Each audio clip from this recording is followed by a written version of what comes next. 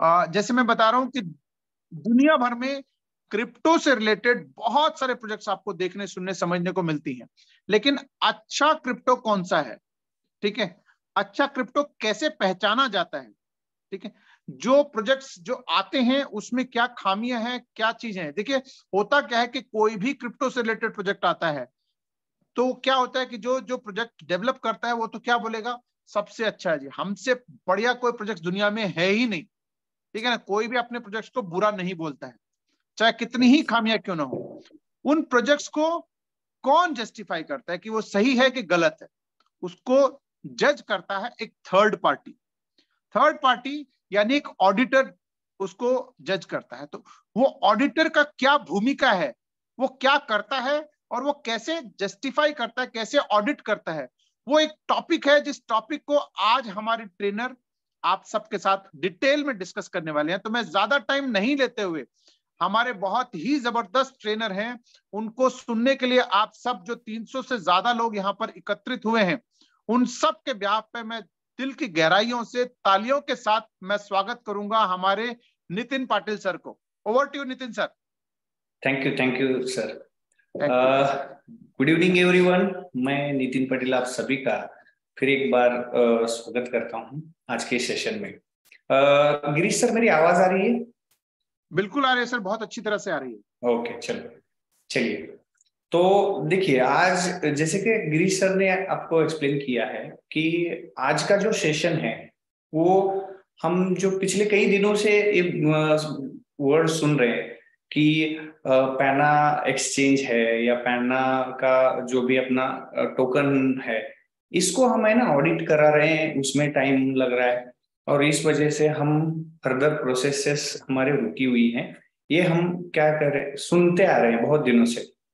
तो एक्चुअली ऐसा हो सकता है क्या? देखिए, बहुत सारी कंफ्यूजन्स भी होंगे, बहुत सारी मतलब क्या कहते हैं ओपिनियंस होंगी। हर किसी का अलग अलग ओपिनियन होता है, हर किसी का अलग अलग सोचना भी होता है।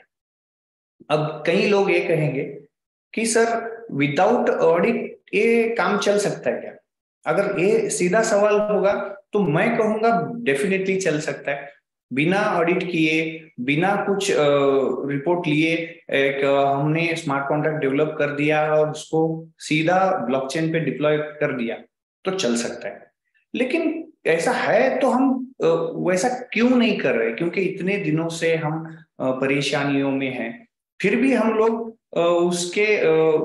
उसके लिए हम मतलब क्यों इतना इंसिस्ट कर रहे हैं कि वो चाहिए ही चाहिए? तो ये थोड़ा सा समझना जरूरी था। तो देखिए, इसके लिए एक एग्जांपल देता हूँ शुरू करने से पहले, ताकि ये कितना इंपॉर्टेंट था ये थोड़ा सा समझ लेते हैं। देखिए, समझ लो अगर एक बंदा है, समझ लीजिए मेरा एक फ्रेंड है, उसका नाम है रमेश। अब रमेश है ना, क्रिकेट में बहुत बढ़िया बंदा है, मतलब क्रिकेट बहुत अच्छा खेलता है, वो एक बढ़िया क्रिकेटर है और वो है ना उसका पैशन भी है और वो प्रोफेशन बनाना चाहता है क्रिकेट को। अब ये तो उसकी मतलब ये उसका हो गया कि उसकी सोच हो गई कि मैं क्रिकेटर बनना चाहता हूँ, प्रोफेशनली क्रिकेट ही खेलना चाहता हूँ। लेकिन घर वाले क्या कहेंगे? भाई बहुत दिनों से देख रहे हैं तू पढ़ाई पे ध्यान नहीं दे रहा है, अब तू खेल कूद पे बहुत ज्यादा फोकस कर रहा है, खेल कूद अच्छा है लेकिन भाई तुझे साथ ही साथ में सीखने पे भी क्या करना चाहिए, लर्निंग पे बहुत ज्यादा काम करो, सीखो, पढ़ो लिखो, तभी आपको नौकरी मिलेगी। पैसा कमाने का कुछ सोचो, क्रिकेट खेलने से पैसा मिलेगा नहीं।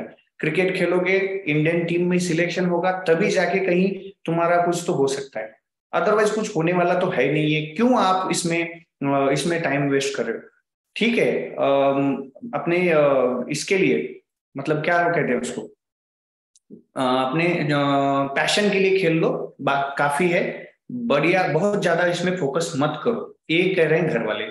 अब दोस्त भी कहेंगे, क्या कहेंगे? अरे तू अच्छा खेलता है मैं मानता हूं, लेकिन है ना पढ़ाई लिखाई पे भी फोकस कर, नहीं तो आगे चल के नौकरी नहीं मिलने वाली। ओके, स्कूल में भी कर रहे हैं टीचर्स, भाई तेरी पढ़ाई इससे खराब हो रही है, तू है ना ट्रेनिंग करना कम कर और फोकस कर स्कूल पे। गांव वाले भी वही कर रहे हैं। जो मतलब जो भी उसको जानता है वो हर कोई उसको क्या कह रहा है कि भाई फोकस कहाँ पे ला? पढ़ाई पे ला, सीखने पे ला, इससे होने वाला क्या है, आपको जॉब मिल सकती है, नौकरी मिल सकती है। अगर नौकरी मिली तो पैसा आ सकता है। अब पैसा कमाना चाहते हो तो जॉब के हिसाब से अपना प्रोफेशन को भी मैनेज करो, ये लोगों का कहना हो रहा है। लेकिन वो बंदा है ना पैशनेट है किसके बारे में, क्रिकेट के बारे में। अब इससे हो क्या रहा है, देखो दो चीजें हो रही है, ना उसको रिकॉग्नाइजेशन मिल रहा है, किसी चीज का रिकॉग्नाइजेशन भी नहीं मिल रहा और कोई अप्रिशिएट भी नहीं कर रहा, फिर भी वो बंदा लगा पड़ा है क्रिकेट खेलने में, अपनी मतलब टेक्निक सुधारने में और अपना स्किल बढ़ाने में। ऐसा है, होते होते कई दिन गए और एक दिन ऐसा हो गया कि एक डिस्ट्रिक्ट लेवल की मैच हो या समझ लो स्टेट लेवल की मैच हो, टूर्नामेंट थी और उसमें उनकी टीम है ना फाइनल्स में चली गई। अब फाइनल्स में जब चली गई तो ऐसा हुआ कि वो फाइनल्स का जो चीफ गेस्ट था वो कौन थे, वो हमारे MS धोनी थे। अब हुआ ये कि जब उन्होंने उनका खेल देखा पूरे मैच के दौरान, धोनी ने उनका सारा कुछ मैच के दौरान उनको देखा कि वो कितना अच्छा खेलते हैं, कैसे खेलते हैं। अब हुआ क्या, उस मैच में उन्होंने मैच तो जीती, साथ ही साथ में उसमें ऐसा हुआ कि भाई को क्या मिल गया, मैन ऑफ द मैच मिल गया, और वो man of the match Dhoni के हाथ से उसको दिया गया। इसकी वजह से हुआ क्या, अब धोनी ने माइक लेके उनकी तारीफ की, तारीफ में कहा कि भाई आपकी टेक्निक देख के मुझे ऐसा लगा कि आप एक बढ़िया प्लेयर हो, टेक्निकली आप आगे जा सकते हो, बहुत आगे जा सकते हो, और इसीलिए मैं आपको ऑफर करना चाहता हूं जो मेरी एकेडमी है, क्रिकेट एकेडमी, आप उसके लिए खेलें।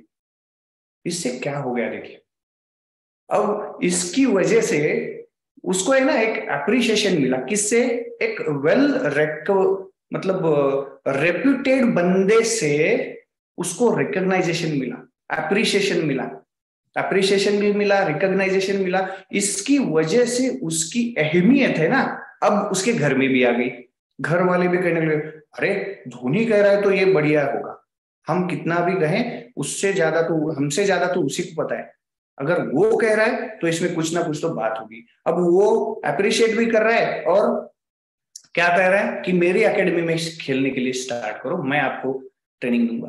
तो वहां पे अप्रिशिएशन मिला, गांव में मिला, स्कूल में भी मिला, तो इस वजह से वो फेमस हो गया। अब इस वजह से उसको कोई ये नहीं कह रहा कि अभी तू नौकरी की तरफ जा, भाई तू क्रिकेट खेल, तू अच्छा खेल सकता है, आगे बढ़ सकता है। तो ये चेंज किस वजह से हुआ, एक रेप्यूटेड बंदे ने उसको अप्रिशिएट किया, रिकॉग्नाइज किया, इस वजह से लोगों का उसकी तरफ देखने का नजरिया बदल गया। अब यही चीज अपने कम्युनिटी में भी हो रही है, मैंने इस तरह से उसको सोचा था। तो देखिए क्या हुआ है, जो डेवलपर है नितिन सर हो या फिरोज सर, इन लोगों का है ना क्रिकेट बहुत अच्छा है, मतलब टेक्नोलॉजी पे वो बहुत बढ़िया है।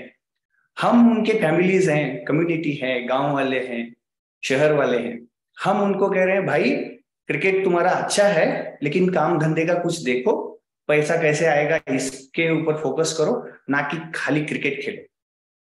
तो वो मान नहीं रहे, कितने दिनों से नहीं मान रहे कि भाई हमें है ना बढ़िया खेलना है, बढ़िया बनाना है और बढ़िया ही डिलीवर करना है। ये सोच के ना थोड़ा हमारा गुस्सा भी वो सहन कर रहे हैं, सह रहे हैं, सब कुछ सह रहे हैं, लेकिन उनको पिछले हफ्ते जैसे कि उन्होंने कहा, उन्होंने दिखाया कि उनको एक रिकॉग्नाइजेशन और अप्रिसिएशन जो मिला है वो मिला है सर्टिक से। अब सर्टिक इस इंडस्ट्री का MS धोनी है क्या? मैं ऐसा नहीं कहूंगा कि वो कंपैरिजन तो नहीं करूंगा कि क्रिप्टो करेंसी में सर्टिक ही MS धोनी है, लेकिन वो एक ऐसी मतलब ऑर्गेनाइजेशन है, रेप्यूटेड है, वेल नोन है, लोग इंडस्ट्री में जो काम करते हैं वो उसको जानते हैं, और अगर और अप्रिशिएट कर रहा है इस टेक्नोलॉजी को, इस सिस्टम को, तो जरूर इसमें कुछ हो सकता है। अब वो क्या करता है, वो कौन है, उसकी रेपुटेशन मार्केट में क्या है, और ये अप्रिशिएशन आने से पैनोरामा एक्सचेंज हो या पैनोरामा टोकन हो, इसको क्या रिकॉग्नाइजेशन का बेनिफिट होगा, अप्रिशिएशन का क्या बेनिफिट होगा, थोड़ा वो ही आज मैं समझाने की कोशिश करने वाला हूँ। ठीक है, चलिए तो स्टार्ट करते हैं। सबसे पहले तो मैं अपना स्क्रीन शेयर कर देता हूँ।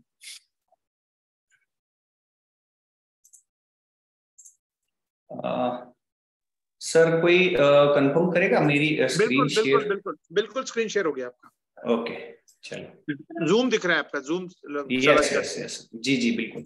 अभी मुझे मैंने बोला नहीं होगा। ओके जी, पीपीटी चालू हो गया आपका। ओके। सबसे पहले मैं एक डिस्क्लेमर दे दूं कि आज हम जो भी सीखने वाले हैं, समझने वाले हैं, ये सारा कुछ है ना एजुकेशनल पर्पस है। यहाँ पे बहुत सारी चीजों पे हम आज डिस्कस करेंगे। इसका मतलब ये मत निकाल लेना कि ये कोई बाइंग रिकमेंडेशन है, सेलिंग रिकमेंडेशन है, क्योंकि क्रिप्टो करेंसी इंडस्ट्री ये हाईली स्पेकुलेटेड भी हो सकती है या रैपिडली फ्लक्चुएटेड भी हो सकती है। इसकी वजह से यहाँ पे जो भी आपका बाय या सेल करने का डिसीजन होता है, उसके लिए है ना एडिशनल इंफॉर्मेशन कलेक्ट करिए। आज की जो सेशन है इसको है ना इंफॉर्मेटिव ले लेना, और इसके बाद जो भी बाय सेल करना है इसके लिए अपनी खुद की एक एडिशनल रिसर्च करना, प्रोफेशनल एडवाइस लेना, अगर कोई आपके पास प्रोफेशनल है तो उनसे लेना, क्योंकि इस वजह से आप अपने लॉसेस को बचा सकते हैं। अगर इसी इंफॉर्मेशन के बिहाफ आपने कुछ किया, कल जाके आज जो चीजें हैं वो कल बदल सकती हैं। इसीलिए समझ लेना कि ये इन टेम्पररी भी कुछ चीजें हो सकती हैं कि जो आज के लिए मतलब लागू होती हैं, लेकिन आगे चल के वो बदल सकती हैं। तो इसीलिए ये एक रिकमेंडेशन मत समझ लेना, ये प्योरली एजुकेशनल सेशन है। ये पहले मैं क्लियर कर दूं। चलिए तो आगे बढ़ते हैं। हम पिछले कई दिनों से नाम सुन रहे हैं सर्टिक ऑडिट रिपोर्ट का। अब ये सर्टिक ऑडिट रिपोर्ट है क्या? ये सर्टिक ऑडिट रिपोर्ट जो है वो है एक वेब 3, जो सिक्योरिंग वेब 3 वर्ल्ड करके उनका मतलब टैगलाइन है। सर्किट जो कंपनी है, ऑर्गेनाइजेशन है, ये एक टाइप ऑफ ऑडिट कंपनी है जो कि ब्लॉकचेन पे जितने भी स्मार्ट कॉन्ट्रैक्ट्स बनते हैं उन सभी स्मार्ट कॉन्ट्रैक्ट्स का वो ऑडिट कर सकते हैं। अब इन्होंने क्या किया है कि ये वेब 3 मतलब वेब 3 में क्या क्या आएगा, खाली टोकन नहीं आएंगे, उसमें डेक्स आएगा, डिसेंट्रलाइज्ड फाइनेंस आएगा, उसके बाद अपने टोकन्स आएंगे, एनएफटी आएगा, उसके बाद एक्सचेंजेस आएंगे, ब्लॉकचेन भी आएगा। ये सारी चीजें वेब 3 में आती है। ओके, तो ये सारा कुछ वो ऑडिट कर सकते हैं और वो करते हैं, उनकी वो खासियत है। अब इन्होंने आज तक कितने ऑडिट करे हैं इस तरह के? 3563 प्रोजेक्ट्स का उन्होंने ऑडिट किया है। अब ये जो उन्होंने ऑडिट किया है और उनकी टोकन्स हो या कोई डेक्स हो, उनकी वैल्यू जो है, मतलब फॉर एग्जांपल अभी पॉलीगॉन का उन्होंने ऑडिट किया है, तो पॉलीगॉन की मार्केट कैप कितनी है वो, और इसी तरह से 3563 सारे प्रोजेक्ट्स का टोटल वैल्यू अगर देखेंगे मार्केट में तो वो कितना है? $364 बिलियन का उन्होंने असेट्स के ऑडिट किए हैं। अब कितने इन ऑडिट्स में उन्होंने कितने वर्नेबिलिटीज ढूंढी है, मतलब कमियां ढूंढी हैं प्रोजेक्ट्स में, तो उन्होंने कम से कम 60,000 से ज्यादा उन्होंने ना इन प्रोजेक्ट्स में क्या किया है, कमियां ढूंढी हैं और उनको डेवलपर्स को रेकमेंड किया है, उसको करेक्ट करके उसको प्रॉपर किया है। ये उनका थोड़ा क्या है इंफॉर्मेशन है। और ये जो सर्टिक कंपनी है या ऑर्गेनाइजेशन है, ये क्या करती है? जैसे मैंने कहा स्मार्ट कॉन्ट्रैक्ट का तो ऑडिट करती है, और दूसरी चीज वो करते हैं ऑन चेन सिक्योरिटी मॉनिटरिंग। अब ऑन चेन सिक्योरिटी मॉनिटरिंग क्या होता है? अब ऑन चेन सिक्योरिटी मॉनिटरिंग मतलब जो भी टोकन हो या एनएफटी हो या ब्लॉकचेन हो, इस ब्लॉकचेन पे जो भी ट्रांजैक्शन होंगे उन ट्रांजैक्शन को ये मॉनिटर करते हैं और उसके साथ डेटा इनसाइट्स मतलब एनालिटिक्स प्रोवाइड करते हैं। जो भी ट्रांजैक्शन हो रहे हैं उसके बिहाफ ये एनालिटिक्स क्रिएट करके आपको, हमको, पब्लिक को क्या करते हैं, वो दे देते हैं। अब इसकी वजह से होता क्या है, जो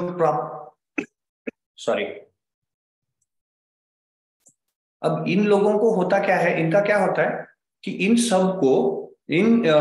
इन सभी इनसाइट्स की वजह से, इन एनालिटिक्स की वजह से जो इंडस्ट्री में टेक्निकली स्टडी करना चाहते हैं उन लोगों को आसान हो जाता है ये सब करना। अब उसके साथ और क्या करते हैं, वॉलेट ट्रेसिंग एंड विजुअलाइजेशन। मतलब अगर कोई है जो बंदा एक आध वॉलेट ट्रेस करना चाहता है, ये फंड जहां से आया है उसको ट्रेस करना है, मतलब कोई गलत वॉलेट से आया तो नहीं है, ये सब चीजें अगर वो फाइंड आउट करना चाहते हैं कोई और उनको काम दे देते हैं, तो ये ऑर्गेनाइजेशन वो भी काम करती है। एक दो तीन चीजें हैं जो मैंने यहाँ मेंशन की, इसके अलावा भी और कुछ चीजें हैं जो ये करते हैं, उसमें ये मेजरली ये तीन चीजें मैंने यहाँ पे मेंशन करी है।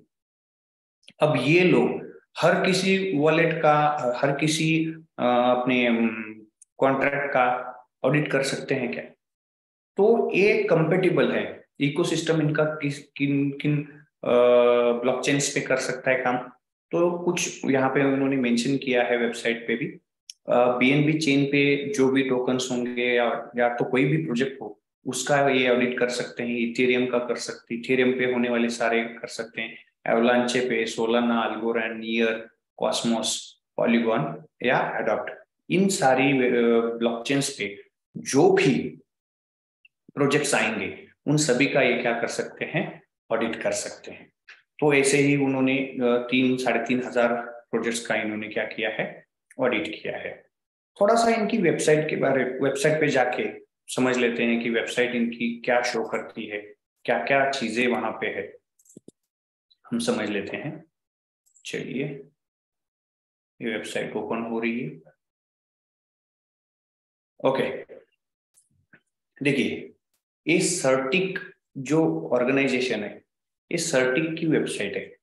अब सर्टिक की वेबसाइट पे जाएंगे तो आपको ये पेज दिखेगा। यहाँ पे क्या है जो मैंने यहीं से सारा कुछ पीपीटी में लिया हुआ था, सिक्योरिंग द Web3 वर्ल्ड। मतलब ये Web3 वाले जो भी प्रोजेक्ट्स हैं उनकी सिक्योरिटी चेक करने का काम ये लोग कर रहे हैं। वही मैंने जो नंबर्स दिए थे, 3,564 या $364 बिलियन, 60,000 वर्नरेबिलिटीज इन्होंने क्या की है, ढूंढी है। अब यहाँ पे ना डैशबोर्ड है, देखिए यहाँ पे क्या है, अलर्ट्स हैं। इन्होंने कुछ अलर्ट्स जारी किए हैं इनके प्रोजेक्ट्स, जो भी अब तक इन्होंने प्रोजेक्ट्स वेरीफाई किए हैं या जिन जिन का इन्होंने ऑडिट किया है उनमें, या बाहर के एनालिटिक्स भी, बाकी जिनका किया नहीं है उनका भी कुछ एनालिटिक्स ये रखते हैं, उनके भी कुछ डिटेल्स इन्होंने कंफर्म की है। देखिए यहाँ पे फर्स्ट देखेंगे तो आपको पता चलेगा, लिनगो प्रोटोकॉल नाम से कोई प्रोजेक्ट है। इसमें उनको क्या मिला है, इसको थोड़ा हम क्या करते हैं, जूम करते हैं। प्राइवेट की कॉम्प्रोमाइज हुई है। अब इस पे आप अब अगर डिटेल पे क्लिक करेंगे तो आपको पता चलेगा कि यहाँ पे है ना, कम से कम $1.6 मिलियन के फंड्स कॉम्प्रोमाइज हुए हैं। किस वजह से? प्राइवेट की कॉम्प्रोमाइज होने की वजह से यहाँ पे क्या हुआ है, प्रॉब्लम हुआ है। ये इन्होंने अलर्ट जारी किया है। साथ में एक यील्ड रोबोट नाम से एग्जिट स्कैम हुआ है यहाँ पे। अगर नेक्स्ट डैशबोर्ड पे जाएंगे तो लेंड हब में भी एक्सप्लॉइट हुआ है कुछ, तो फेक सर्कुलेट कॉन्ट्रैक्ट्स नाम का कोई है, उसमें भी कुछ 2.5 मिलियन का स्कैम हुआ है। ठीक है, तो LLT यहाँ पे भी कुछ स्कैम हुआ है। इसमें अमाउंट कितना है, इसमें अमाउंट यहाँ पे नहीं दी गई है। 95% token we are sold off यहाँ पे कुछ तो स्कैम ही है, एग्जिट स्कैम है। ठीक है, तो ये आप चेक कर सकते हो इस तरह से। तो इन्होंने ये अलर्ट्स का एक दिया है। ट्रेंडिंग प्रोजेक्ट कौन कौन से हैं वो भी यहाँ पे इन्होंने शो करे हैं। ठीक है, रिसेंटली कंप्लीट कौन कौन से ऑडिट हुए हैं उनका सारा यहाँ पे डेटाबेस दिया गया है। अब जैसे नीचे आते हैं तो यहाँ पे उन्होंने लिस्ट ऑफ प्रोजेक्ट्स की दी है जिनका उन्होंने ऑडिट किया हुआ है ऑलरेडी। अब ये कितने हैं पूरा अगर नीचे आके देखेंगे, यहाँ पे एक पेज में 100 है, ठीक है। ऐसे कितने प्रोजेक्ट उन्होंने वेरीफाई किए हैं? 2769। ऊपर तो लिखा है 3500 और नीचे लिखा है 2700। ये ऐसा क्यों है? क्योंकि कई प्रोजेक्ट्स में दो हो सकते हैं। मतलब फॉर एग्जांपल पैनोरामा एक्सचेंज और पैनोरामा टोकन, ये दोनों तो एक ही ऑर्गेनाइजेशन है। एक साथ में अगर दोनों का आया होगा तो ये काउंट होगा प्रोजेक्ट एक ही, लेकिन उनके दो अलग अलग ऑडिट्स होते हैं। अब ये जो कंपनी है इसके बारे में अगर जानना चाहते हैं, अबाउट में जाएंगे तो आपको पता चलेगा कि ये बहुत मतलब नामचीन लोगों ने इसमें इन्वेस्टमेंट किया है। बहुत सारे लोग इसमें क्या है, इन्वेस्टर है, जैसे कि इनसाइट है, सिक्यूआ है। अब इसमें ये जो पूरे नाम है ऊपर वाले, ये सारे है ना, हमने कभी सुने नहीं होते, लेकिन ये इनका अगर आप बैकग्राउंड निकाल के देखेंगे तो इनमें बहुत सारे ऐसे इन्वेस्टर हैं जिन्होंने मतलब ये वेंचर कैपिटल होते हैं। मतलब एक आध टेक्नोलॉजी वाली कोई कंपनी हो तो उसमें पैसा लगाते हैं, क्योंकि टेक्नोलॉजी आगे चल के बहुत रिटर्न्स देती है। तो मैंने जब चेक किया था, ये टाइगर ग्लोबल नाम की जो ऑर्गेनाइजेशन है, इसमें इसने टाटा को भी, टाटा का जो 1 mg वाला प्रोजेक्ट है, 1 mg मतलब हेल्थ केयर वाला वेबसाइट है, वहां पे सारा आप अगर किसी भी प्रिस्क्रिप्शन डॉक्टर का डाल देते हैं तो उस क्या बोलते हैं उसको, उस दवाई के सारी डिटेल्स दे देता है। वैसे एक वेबसाइट बनाई है, टाटा ने बनाई है, उसमें भी इन्होंने पैसा लगाया है। और इसने मेरे हिसाब से 2-3 हजार कंपनियों में पैसा लगाया। तो ऐसी बड़ी बड़ी इन्वेस्टर कंपनियां इसमें इन्वॉल्व हैं, इसको फंडिंग कर रही है, इस सर्टिक को। और हमें पता है ऐसे दो नाम भी यहाँ पे है, वो कौन से हैं? बाइनांस ने भी इसमें पैसा लगाया है, इनको फंडिंग कर रही है। और कॉइन बेस भी है जो इनको फंडिंग कर रही है। क्यों? क्योंकि उनको भी ये चाहिए कि उनके प्लेटफॉर्म पे आने वाले प्रोजेक्ट्स, अगर सर्टिक या ऐसे कोई रेप्यूटेड ऑर्गेनाइजेशन उसको क्या कर रही है उसको अगर वेरीफाई कर रही है तो उनको भी आगे चल के दिक्कतें ना हो। अगर उनके अवार्ड्स देखेंगे तो ये 4 उनको अवार्ड भी मिले हुए हैं, कौन कौन काम कर रहे हैं, तो ये सब कुछ आप पढ़ सकते हैं। ये टीम का बैकग्राउंड सारा कुछ यहाँ पे आपको वेबसाइट पे मिल जाएगा। अब ये तो मतलब कॉमन चीजें हैं, आप भी इसको स्टडी कर सकते हैं। लेकिन मैं जो जानना चाहता हूँ, देखना चाहता हूँ वो क्या है, लेकिन मैं समझाना चाहता हूँ वो क्या है। देखिए, अगर पैनोरमा एक्सचेंज का ऑडिट आ गया तो उसको भी यहाँ पे लिस्टिंग करेंगे क्या? यस। जो जो कंपनी, जो जो ऑर्गेनाइजेशन या जो प्रोजेक्ट ये क्या करते हैं, वेरीफाई करते हैं, जिसके साथ इनका ऑडिट कंप्लीट हुआ है, उन सारे प्रोजेक्ट्स को ये अपनी वेबसाइट पे लिस्टिंग करते हैं। अब यहाँ पे जो लिस्टिंग हुए हैं वो यहाँ पे नाम है। इसमें क्या क्या वेरीफाई उन्होंने किया है कुछ यहाँ पे हम देख लेते हैं। देखिए, ये पहला है पॉलीगॉन, जिसको हम जानते हैं मैटिक, जिसका टोकन है पॉलीगॉन। ये क्या है? एक ब्लॉकचेन है। यहाँ पे अगर कैटेगरी में आओगे तो आपको पता चलेगा कि एक्चुअल है क्या। देखिए, इसका इकोसिस्टम मतलब क्या होता है, उसका ब्लॉकचेन कौन सा है, इसका पॉलीगॉन ही ब्लॉकचेन है। अब इन्होंने कैटेगरी में दिया है L2 स्केलिंग, मतलब लाइन 2 ब्लॉकचेन है, ठीक है। अब शिबा INU क्या है? ये डेक्स है। इथेरियम का उन्होंने क्या लिया है? इकोसिस्टम, मतलब ब्लॉकचेन, किस ब्लॉकचेन पे है वो? इथेरियम के ब्लॉकचेन पे है। अब डेक्स है, ईबा इनू क्या है? डिसेंट्रलाइज्ड एक्सचेंज, जैसे कि पैनोरामा है उसी हिसाब से ये भी डेक्स है। तो ये NFT भी, डीफाई डीफाई भी इन्होंने वेरीफाई किए हैं। NFT gaming, NFT DEX, play and earn, ऐसे सारे कैटेगरी में इन्होंने प्रोजेक्ट्स को क्या किया है? वेरीफाई किया है। अब ये सारे के सारे यहाँ पे लिस्टिंग को कर दी है इन्होंने। अब ये इतना ही है या इसमें कुछ और देते हैं? अगर मैं इस पॉलीगॉन पे क्लिक करता हूँ, देखिए मैं क्या कर रहा हूँ, लिस्टिंग में जा रहा हूँ, लिस्टिंग में जाके मैं पॉलीगॉन पे क्लिक कर रहा हूँ खाली। अब देखिए, पॉलीगॉन पे क्लिक करने के बाद हमें ना डिटेल्स आ जाएंगी। अब ये पेज ओपन हो गया।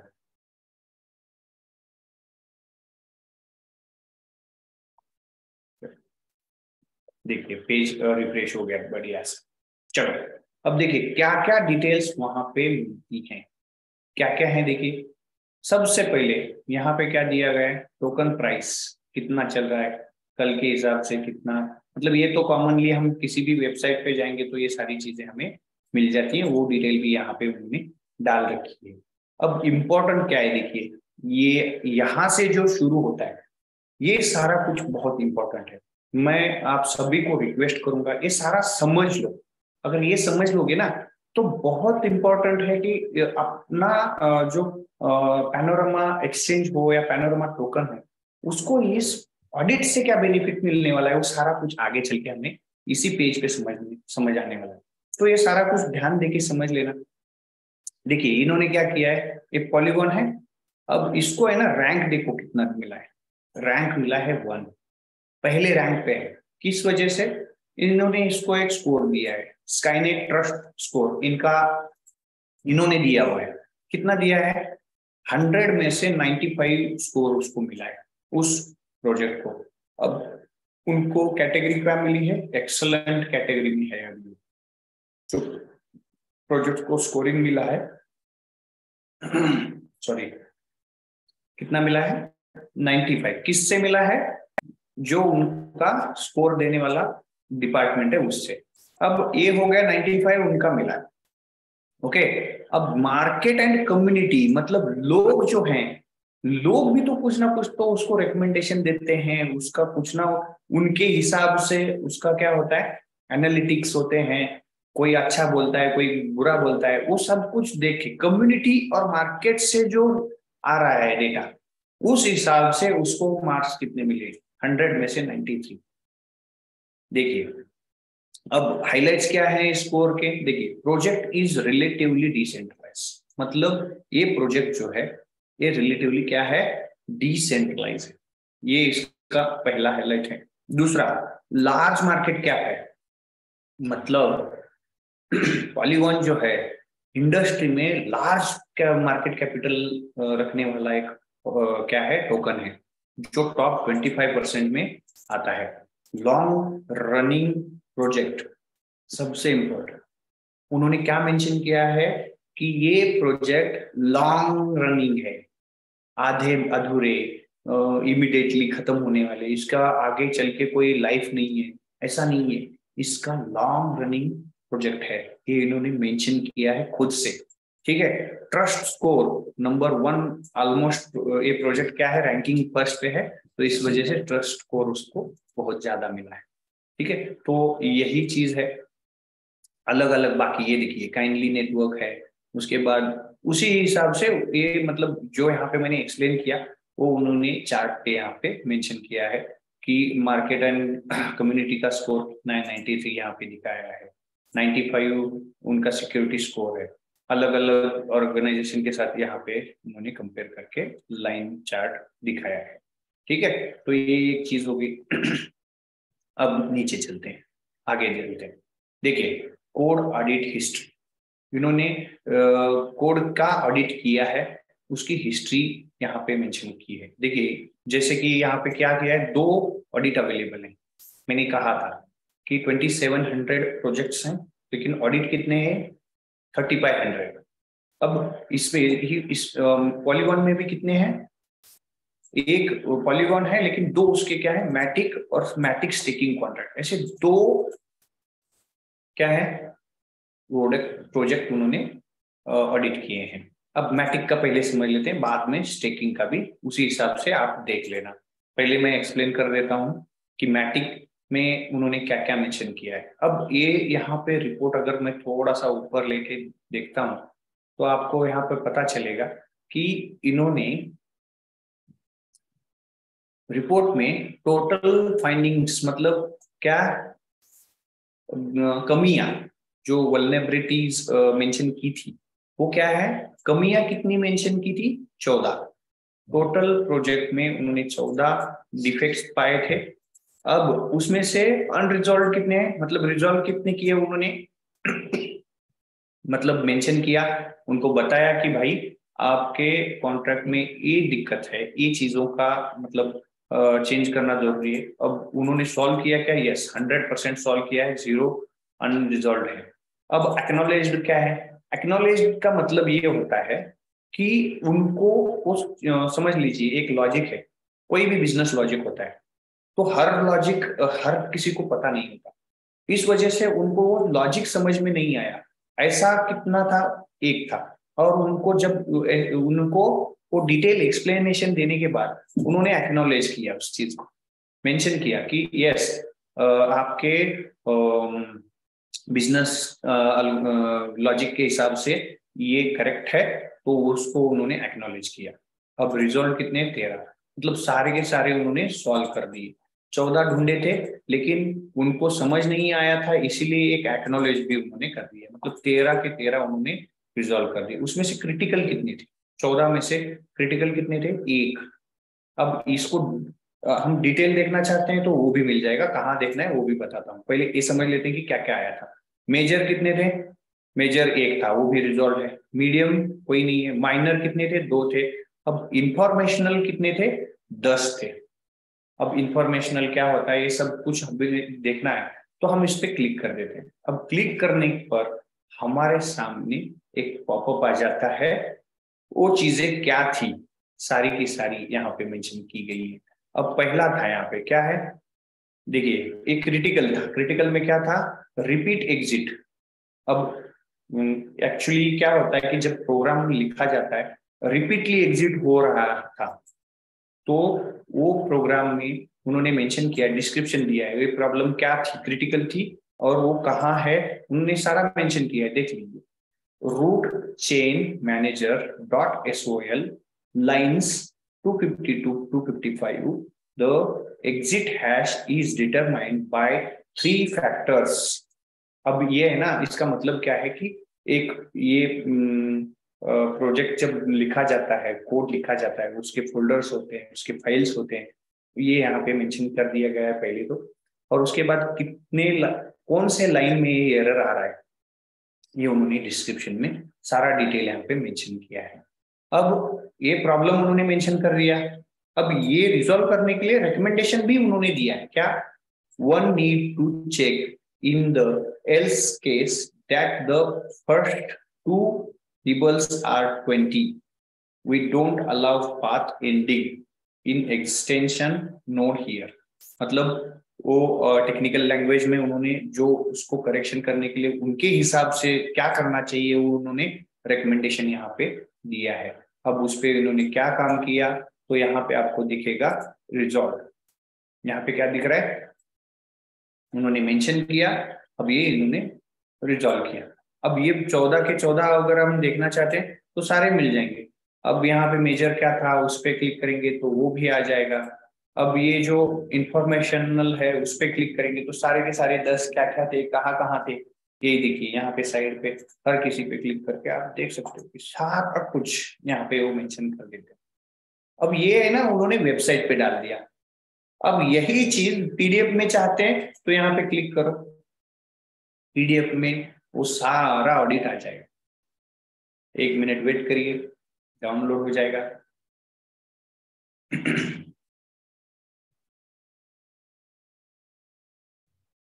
चलो इसको शायद टाइम लगेगा क्योंकि बहुत ज्यादा बड़ा होगा।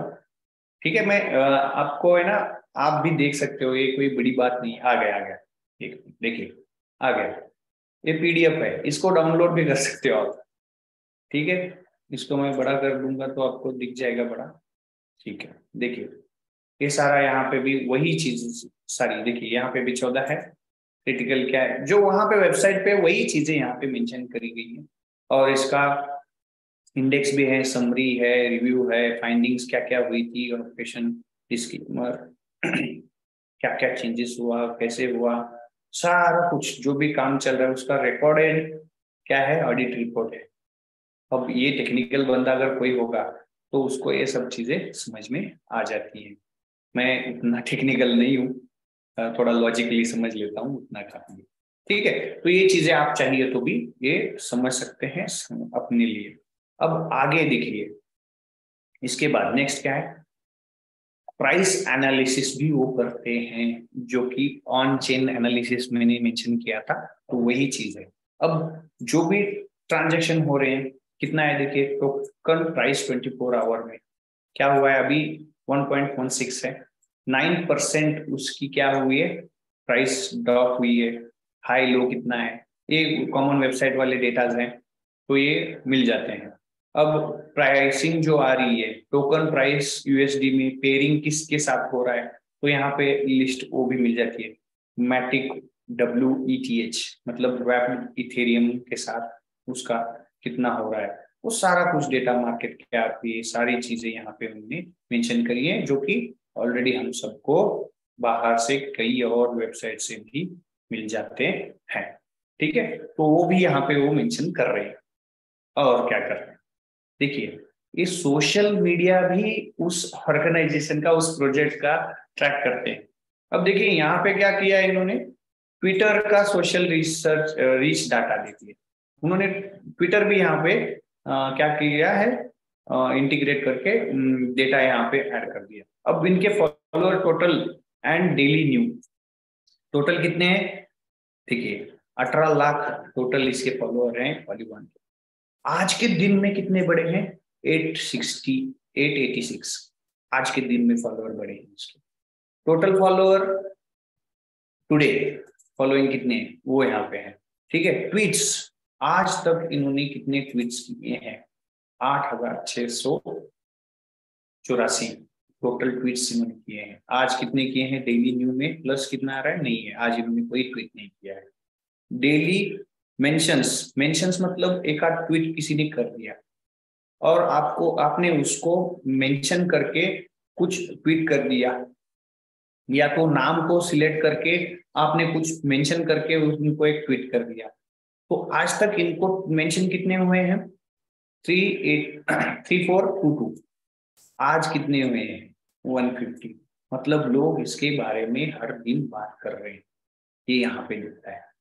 ठीक है, अब इसका एनालिटिक्स उन्होंने दिया, ये सब हो गए नंबर्स, उसके एनालिटिक्स समझना बहुत जरूरी है। देख लीजिए यहाँ पे एनालिटिक्स दिया है, price sentiment index. Price sentiment जो है, प्राइस जो ऊपर नीचे होता है, उसका सेंटिमेंट किस हिसाब से, सोशल मीडिया के हिसाब से क्या हो रहा है, न्यूट्रल है, 52% मार्क्स मिले हैं, न्यूट्रल है उसका प्राइस। अब सोशल प्राइस का हो गया, अब सोशल मीडिया का पॉजिटिव नेगेटिव क्या है, 80% पॉजिटिव, मोस्टली पॉजिटिव। देखिए लोग पॉलीगॉन के बारे में बात कर रहे हैं, लिख रहे हैं, मेंशन कर रहे हैं, ट्वीट कर रहे हैं, उसमें पॉजिटिव कितना है, 80%।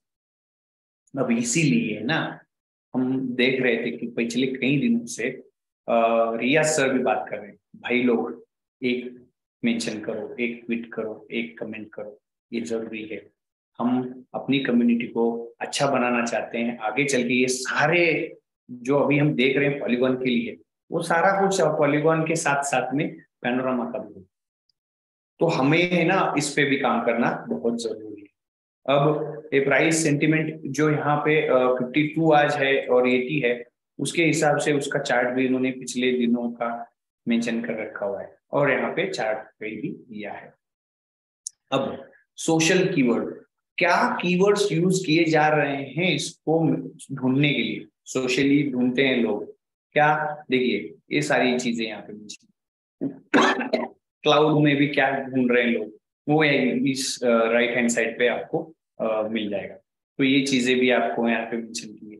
रिलेटेड न्यूज क्या है, ट्वीट्स क्या है, लेटेस्ट ट्वीट्स क्या है, तो यहाँ पे ये इन्होंने क्या रखा है, एक डैशबोर्ड रखा हुआ है।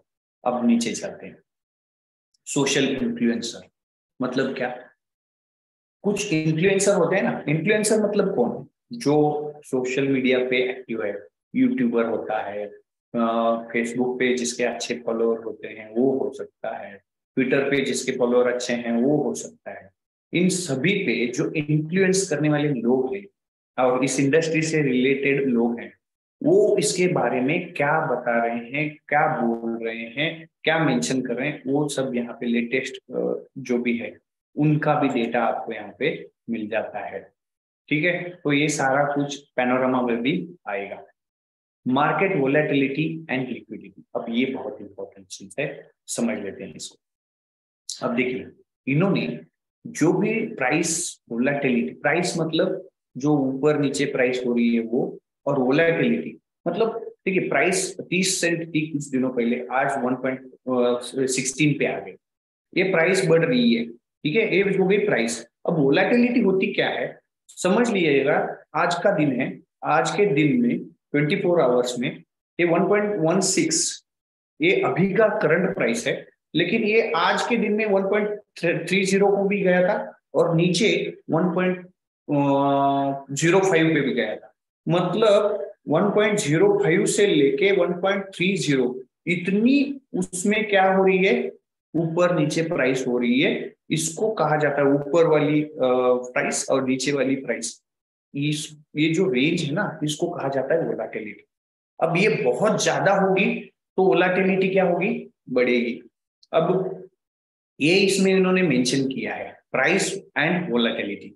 अब प्राइस का चार्ट इन्होंने डेट वाइज यहाँ पे दिया है। अब वोलेटिलिटी का एक भी इंडिकेटर यहाँ पे दिया है, आरवीआई उन्होंने कहा है। आरवीआई मतलब relative volatility index.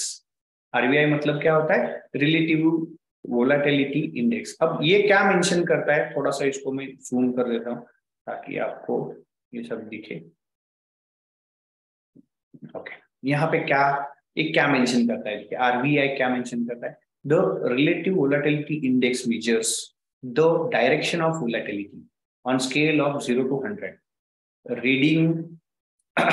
reading greater than 50 indicate that volatility is more to upside। मतलब अगर आरबीआई 50 के ऊपर है, इसका मतलब वोलेटिलिटी जो आ रही है ऊपर के, मतलब प्राइस बढ़ने वाली साइड में ज्यादा वोलेटिलिटी, नीचे जाने के साइड पे नहीं, ऊपर जाने वाली साइड पे वोलेटिलिटी ज्यादा है। अगर ये उल्टा होगा तो 50 के नीचे आरबीआई होगा तो इसका मतलब प्राइस नीचे जाने वाली क्या होता है, वोलेटिलिटी जाने वाली मेंशन कर रहा है।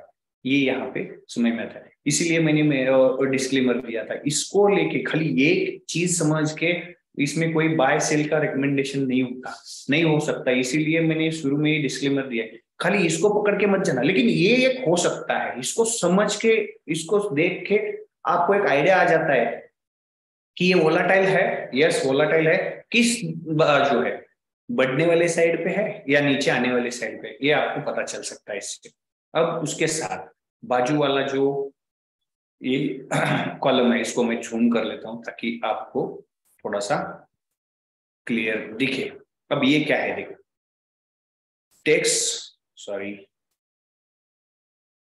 यहाँ पे डेक्स वॉल्यूम लिक्विडिटी मतलब क्या, डिसेंट्रलाइज एक्सचेंज पे इसकी वॉल्यूम और लिक्विडिटी कितनी है ये क्या कर रहा है, रिकॉर्ड कर रहा है। अब यहाँ पे आपको पता चल सकता है कि मैटिक में कितना लिक्विडिटी लगा हुआ है। अब पैनोरमा आएगा या टीबैक आएगा, उसका पेयरिंग बनेगा अगर टीबैक के साथ तो वो भी इसमें ऐड हो जाएगा।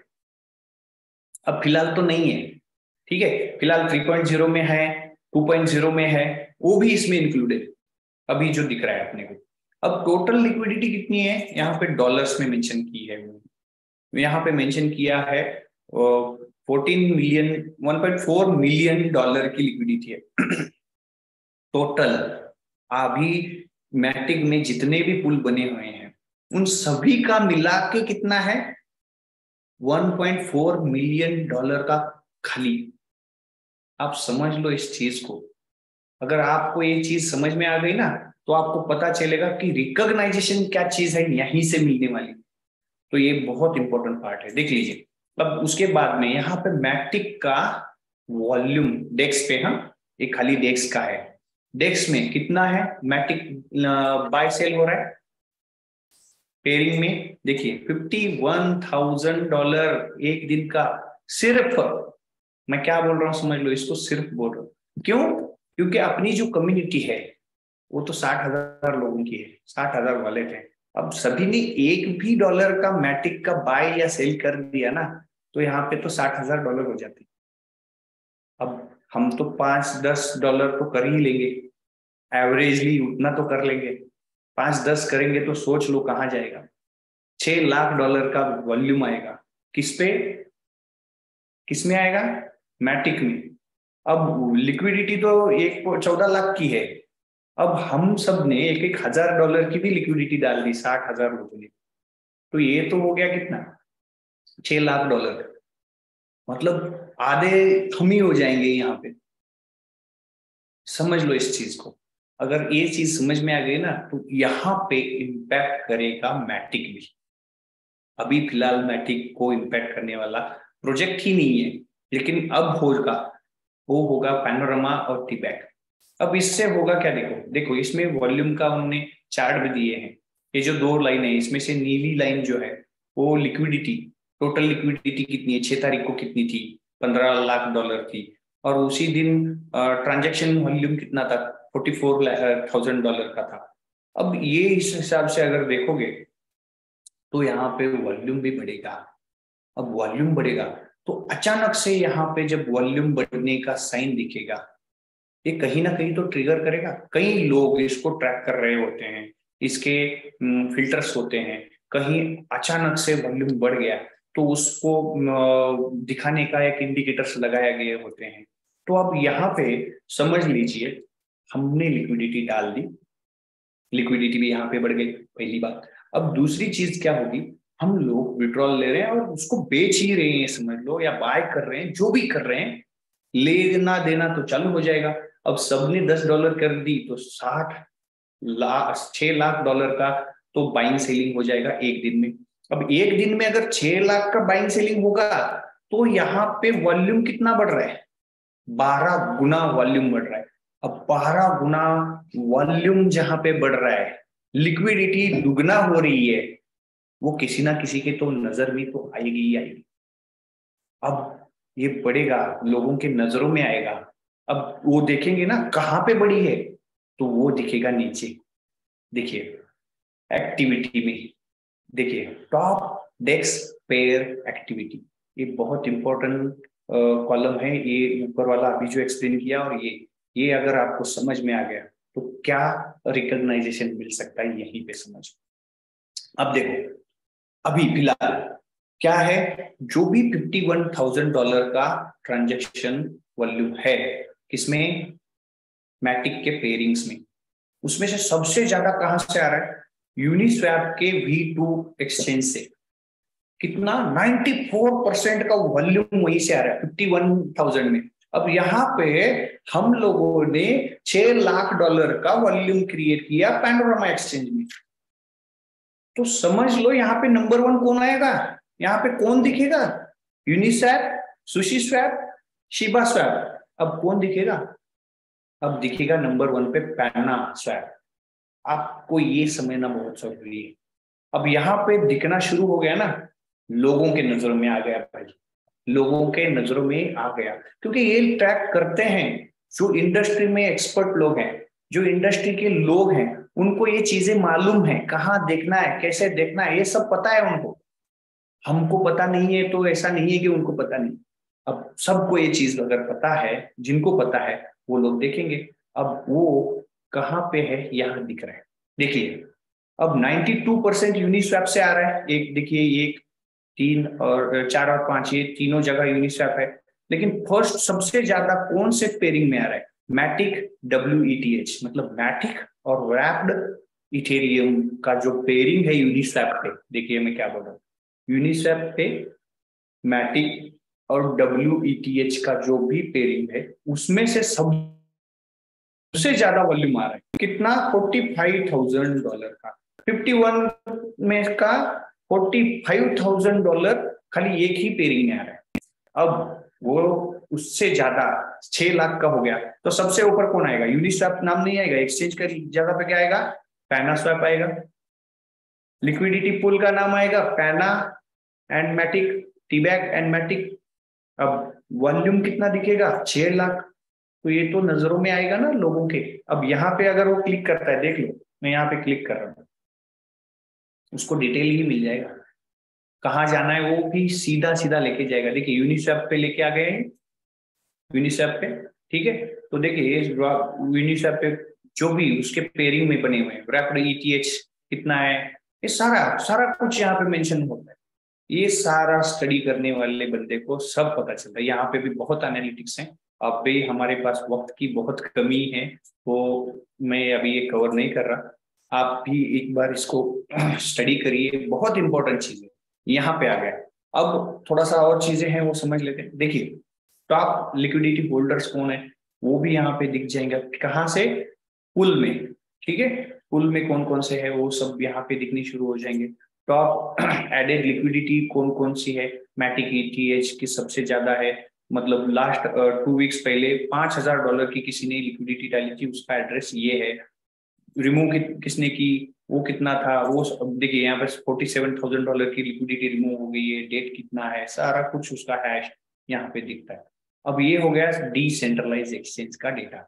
अब डिसेंट्रलाइज एक्सचेंज का डेटा ऑन चेन एनालिसिस में आ जाता है, मतलब डिसेंट्रलाइज में जो भी ट्रांजैक्शन होते हैं उसके रिकॉर्ड्स कहाँ पे आएंगे, ब्लॉकचेन पे आएंगे।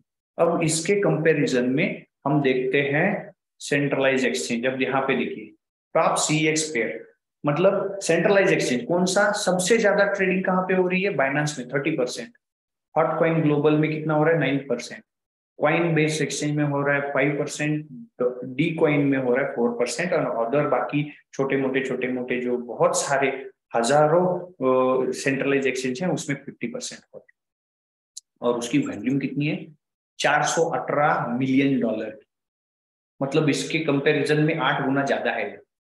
अब ये हो गया 8 गुना क्या, बहुत ज्यादा है, एक 1000 में है और ये मिलियन में, बहुत ज्यादा है। लेकिन ये सारे ट्रांजैक्शन जो हो रहे हैं उसका सिंगल ट्रांजैक्शन भी ब्लॉकचेन पे नहीं दिखेगा। क्यों? क्योंकि वो तो एक वेबसाइट होती है जहां पे किसी ने बाय किया, किसी ने सेल किया, उसका मैचिंग हो गया, उसका सेटलमेंट कर दिया। अगर वो बंदा विड्रॉल लेता है तभी एक ट्रांजैक्शन आएगा, नहीं तो किसी ने $10,000 भी वहां पे डाले, 1 साल भी बाय सेल कर रहा है, उसके 10,000 के 1 लाख भी हो गए, तो भी एक सिंगल ट्रांजैक्शन ब्लॉकचेन पे नहीं आएगी। क्यों? क्योंकि वो सेंट्रलाइज एक्सचेंज, सेंट्रलाइज एक्सचेंज खाली मैचिंग करेगा और उसके यहाँ पे रिकॉर्ड कीप करेगा कि किसने कितना बाय किया, किसने कितना बेचा, और एट लास्ट वो क्या करेगा, कहां से पैसा आया, पहली बार यहाँ पे आया और विड्रॉल होके कहाँ गया, खाली ये 2 एंट्रीज आएंगी। अगर 1 साल भी मैं ट्रेडिंग करूंगा तो एक सिंगल एंट्री नहीं आएगी ब्लॉकचेन। तो ये डेटा एनालिसिस, खाली डेटा सिर्फ उन्होंने यहाँ पे इंपोर्ट किया है, उसको एनालिसिस उसका कर नहीं सकते वो, क्योंकि उसका रिकॉर्ड बाइनेंस देगा नहीं हर ट्रांजैक्शन का। ठीक है, तो चलिए आगे चलते समझ लेते।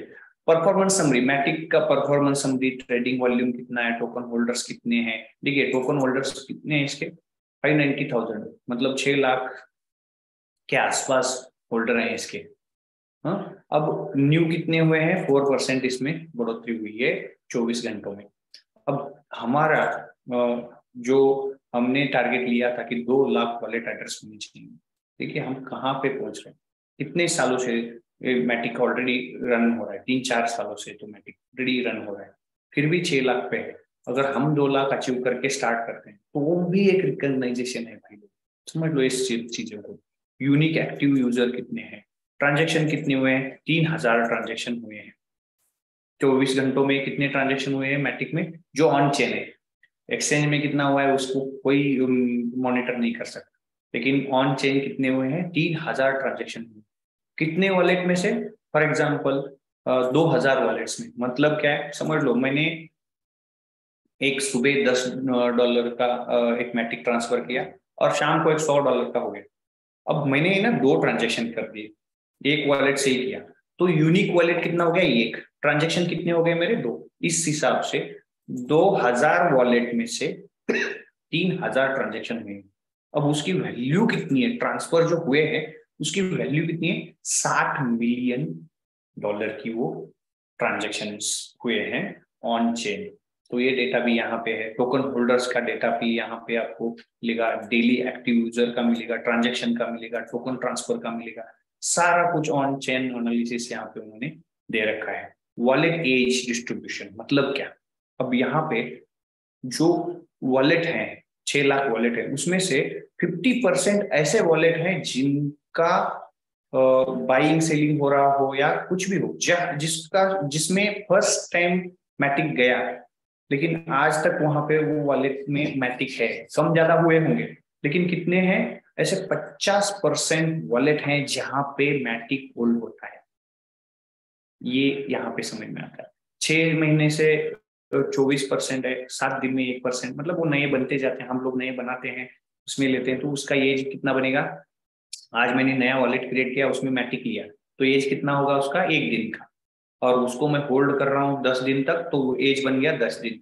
10 दिन के बाद 11वें दिन मैंने 10 मैटिक लिए थे, 5 बेच दिए, तो उसकी भी एज काउंट होगी। उस हिसाब से कितने 50% ऐसे वॉलेट हैं कि जो पिछले 1 साल से भी ज्यादा उसमें मैटिक हैं या उसमें ट्रांजेक्शन हो रहे हैं।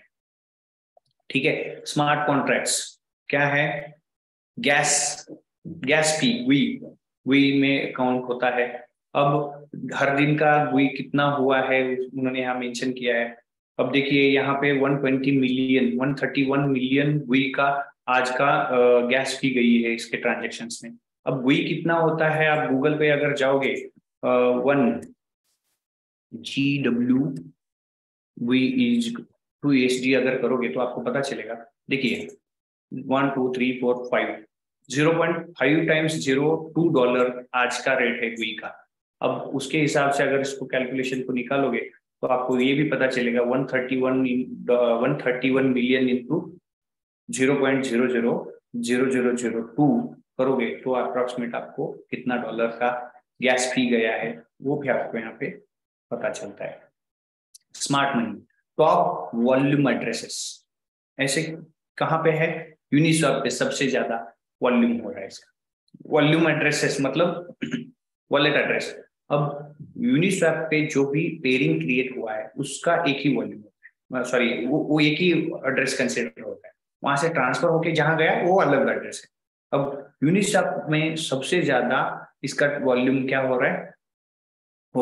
कितना हो रहा है? देखिए नेट इनफ्लो कितना है, आउट कितना है, सारा कुछ यहाँ पे उन्होंने, रिसीव कितना हुआ, सेंड कितना हुआ, नेट फ्लो कितना है 7 दिन का, ट्रांजेक्शन कितने हुए हैं, होल्डिंग्स में कितना है, होल्डिंग बैलेंस कितना है, ये सारा कुछ डेटा यहाँ पे अवेलेबल है।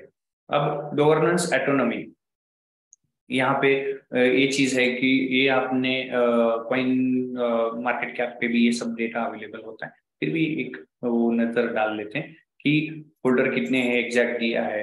उन्होंने टोकन का एज मैक्सिमम कितना है? 1394 डेज का है। Okay, Skynet maiden token age, हाँ इन्होंने स्कैन करने शुरू कर दिए तब से एज कितना है, तो ये सारा कुछ यहाँ पे उन्होंने मेंशन किया हुआ है। असेट होल्डर डिस्ट्रीब्यूशन अगर देखोगे 86% ऐसे वॉलेट हैं। देखिए ये बहुत बढ़िया एग्जांपल है। होल्डर जो है मतलब जो भी होल्ड कर रहे हैं उसमें से 86% ऐसे वॉलेट हैं जिसमें 10 मिलियन से भी ज्यादा का वैल्यू का मैटिक है। मतलब समझे आप, ऐसे 86% वॉलेट हैं जिसमें 10 मिलियन से भी ज्यादा क्या है? मैटिक की होल्डिंग है। तो ये सब भी यहाँ पे मिलता है। देखिए यहाँ पे क्या है, 1 मिलियन टू 10 मिलियन कितने? 7.4। उसके बाद 100,000 टू मतलब वो 1 लाख से 10 लाख 2.8। यहाँ पे जाओगे तो 10,000 से 1 लाख, सारा कुछ मेंशन उन्होंने किया है। तो ये बहुत बढ़िया एग्जाम्पल होते हैं, समझ में आने वाली चीजें हैं। ठीक है, तो टॉप टोकन होल्डर्स के एड्रेसेस भी यहाँ पे जो कि हमें स्कैन पॉलीगॉन स्कैन पे भी मिल जाते हैं। तो यही चीजें हैं, समझ लीजिएगा। यहाँ पे सबसे इंपॉर्टेंट क्या है कि ये चीज जो मैंने मेंशन की थी, ये आने वाले दिनों में जब भी टॉप 6, ओके यहाँ पे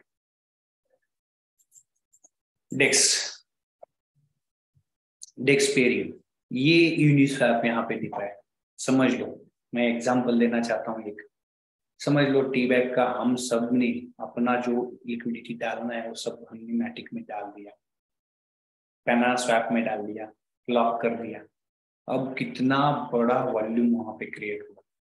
6-6 लाख, 10-10 लाख डॉलर का भी ट्रांजैक्शन हो जाएगा। अब वो मेंशन होगा, लोग देखेंगे कि नहीं देखेंगे। अब जो लोग देखेंगे तो वो तो मतलब ढूंढेंगे कि ये कौन सा है भाई, ये नया लिक्विडिटी पूल बना है और एक्सचेंज भी नया है, और वहां जाके वो चेक करेंगे। क्या चीजें चेक करेंगे? पहले तो देखेंगे कि लिक्विडिटी कितनी बड़ी है, यहाँ पे बनी है। अब लिक्विडिटी देख ली, बहुत ज्यादा लिक्विडिटी है। दूसरी चीज देखेंगे कि यूनिस्वैप पे लिक्विडिटी कभी भी रिमूव हो सकती है। देखा है आपने, $47,000 की भी लिक्विडिटी रिमूव है 7 दिन पहले अचानक से, क्योंकि उसकी जरूरत होगी तो उसको रिमूव करेगा। लेकिन यहाँ आने पर उसको एक चीज समझ में आएगी कि भाई यहाँ पे तो लिक्विडिटी लॉक है और बहुत लोगों ने लॉक करके रखा है, मतलब ये तो निकाल नहीं पाएंगे, मतलब ये लिक्विडिटी भाई कम तो होने वाली है नहीं। अब वॉल्यूम देखेंगे तो वॉल्यूम तो बहुत ज्यादा है।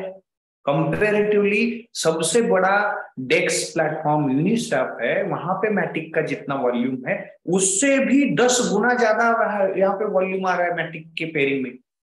तो वो बंदा जिसको हम स्टेकिंग प्रोग्राम पता नहीं है, कुछ पता नहीं है सब कुछ, लेकिन वो तो ट्रेडिंग का बंदा है, वो यहाँ पे आएगा और देखेगा, स्टडी करेगा, जो हमने अभी देखा वो सब देखेगा, इससे भी ज्यादा देखेगा, और वो सोचेगा क्या यहाँ पे करूँ कि नहीं करूँ।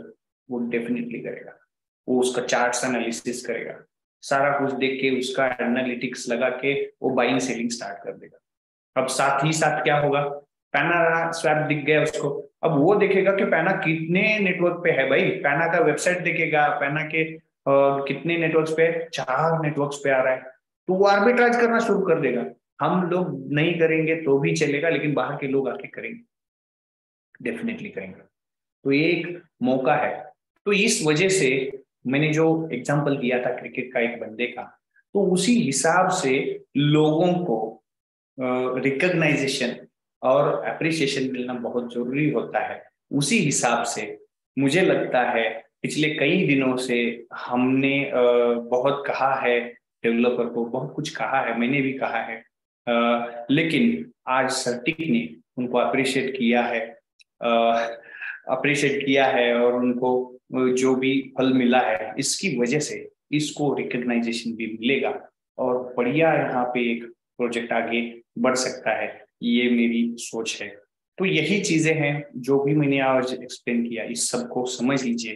हो सके तो शायद यूट्यूब पे भी कल वीडियो आ जाएगा, तो रिपीटली देखो, आप जाके वेबसाइट पे सर्टिक के जाके ये सब स्टडी करो, समझ लो, और इसके बारे में अपनी राय बना के यहाँ पे होल्ड करो, बाय करो, सेल करो और प्रॉफिट कमाओ। यही शुभकामनाएं देते हुए मैं आज के सेशन को विराम देता हूँ। धन्यवाद, thank you very much. Thank you Nitin sir, thank you very much. बहुत ही शानदार, आपने डिटेल में, इनफैक्ट हो सकता है बहुत सारे लोग ऐसे आज हमारे साथ हैं जिनको इन टेक्निकल चीजों को आज हो सकता है अंडरस्टैंड ना करें, लेकिन जैसे आपने एक बात बोली लास्ट में कि आप यूट्यूब पे जाएगा, इसको हम लोग बार बार देखेंगे, रिपीट देखेंगे, तो हमको इसकी अंडरस्टैंडिंग और बेहतर होगी। क्योंकि मैं बार बार ये कहता हूं कि जब शुरू में हमको लिक्विडिटी समझाया जाता था तो हमको समझ नहीं आता था, इतना समझ नहीं आता था, फिर धीरे धीरे फिर हम लिक्विडिटी समझने लगे, फिर उसके बाद आज हम लोग सर्टिक को क्या चीजें, इसके अंदर क्या क्या चीजें हैं, कौन ऑडिट कर रहा है, कितनी बड़ी टीम है, इनफैक्ट यूएसए में इनका हेड ऑफिस है, ये सब चीजों को हम लोगों ने बेहतर तरीके से देखा है। और पहली बार में कभी कभी कोई चीज एकदम समझ नहीं आता है, खासकर टेक्निकल चीजों को पहली बार तो समझ आता ही नहीं, लेकिन जब धीरे धीरे टाइम बीतता है, हमारी अंडरस्टैंडिंग बढ़ती है, तो हम लोगों को धीरे धीरे और इसकी अंडरस्टैंडिंग बढ़ती है। जैसे आपने एक एग्जांपल के साथ शेयर किया था मेरे को, जब ट्रेनिंग मोटिवेशन लेता था तो मेरे को एक बात बताई गई कि अगर एक किताब, मान लेते हैं किताब मोटिवेशनल बुक्स आती हैं, जब आप शुरू में पढ़ते हो तो उसमें से कुछ चीजें समझ आती हैं, फिर जब उसी किताब को दोबारा पढ़ते हो तो कुछ और चीजें समझ आती हैं। हर बार जब एक ही चीज को हम बार बार पढ़ते हैं तो उसमें से हमारे लिए अलग अलग किताब, अलग अलग मतलब, जैसे भगवत गीता के लिए भी लोग बोलते हैं कि जब जब हम लोग उसको पढ़ते हैं, जब जब उसको अंडरस्टैंड करने की कोशिश करते हैं, तो हर बार एक नया उसका एक मतलब नया एक चीज हमको उभर के सामने आता है। तो फ्रेंड्स, इस वीडियो को क्योंकि बहुत ही बारीकी से नितिन सर ने बना के हम सब के लिए दिया है, और बहुत बारीकी से बहुत डिटेल में एक एक चीज, मेरे ख्याल से आज तक सर्टिक के बारे में इतनी डिटेल में कभी हमारी मीटिंग्स में भी बातचीत नहीं हुई है। तो उन्होंने पूरी एफर्ट करके ये चीज हमारे सामने रखा है। थैंक यू नितिन सर, दिल से थैंक यू वेरी मच। आपने पूरी कम्युनिटी को इस सर्टिक के बारे में, सर्टिक की ऑडिट के बारे में, सर्टिक क्या करता है, कैसे करता है, उसके क्या क्या मायने हैं, वो सब डिटेल में बताने के लिए। फ्रेंड्स, ये वीडियो आई एम श्योर कल तक आपके पास यूट्यूब पे अपलोड हो जाएगा, तो आप इसको और गहराई से आप इसको अंडरस्टैंड करें। इनफैक्ट ये जो पीरियड हमारा है, जो अभी फिलहाल जो चल रहा है, इस दौरान आप ज्यादा से ज्यादा इंफॉर्मेशन गेन करें और तैयारी करें एक बेहतर भविष्य के लिए, जो कि हम सब के लिए इंतजार कर रहा है।